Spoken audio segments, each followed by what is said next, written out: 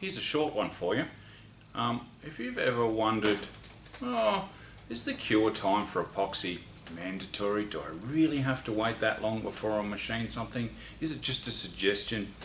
The answer is no, it's not just a suggestion. The smart man waits. So here's an example, right? Nice little pour I did.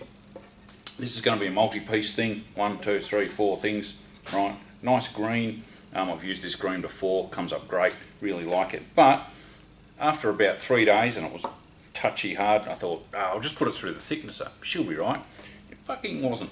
So we're going to come up and have a little bit of a look here. Put the torch on, come behind. You see this here, see that there? There we go. Chipping under the surface, and there's more of it up here.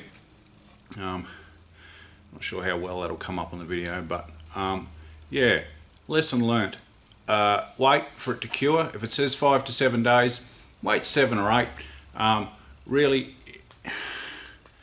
if I'd asked myself, really, what would I do? I'd probably wait twice as long as they recommend, so that shit doesn't happen. Anyway, hope that helps. Have a great day.